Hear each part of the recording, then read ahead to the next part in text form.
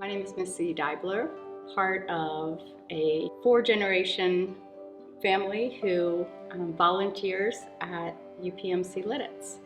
And I'd like to introduce my mother, The matriarch, Skip Claire. And she's the one actually that initiated the volunteer spirit in our family. She and my dad were active volunteers, and so it's what we saw growing up. And it's what my children saw growing up. This is my daughter, Claire, and her daughter, Adelaide. I just had Adelaide at the Magee Women's Center in August. So one of the reasons why I chose to give birth at the Magee Women's Center was obviously because of how convenient it is. It's local. I went to OB/GYN of Lancaster, which is across the street. And then, I didn't have to worry about making a long drive if I went into labor. The staff is incredible there. I've had such a good experience at the doctor's office across the street, like I said.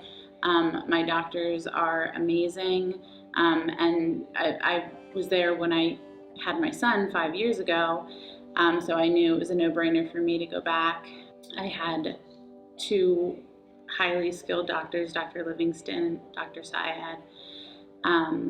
Both did C-sections, and I knew that I wanted to be in their hands again for the second time around.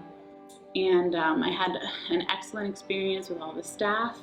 The nurses were all so skilled and helpful and kind and nurturing, especially in the operating room when it can be really, really scary and you're just, a bundle of nerves. I just have had the greatest experience with that as well. They have to juggle a lot, and they do it gracefully. Like I said, I had a C-section, so as you're going into surgery, you have to get the spinal, which numbs you for the surgery. And there was a nurse that sat there and held my hands, and I was so scared. Even the second time, I was so scared. I don't like the idea of a needle going in my back. And I just remember her even with, the pandemic right now and things being a little, we're all wearing masks, and then sometimes it's hard to be personal when you have your face covered.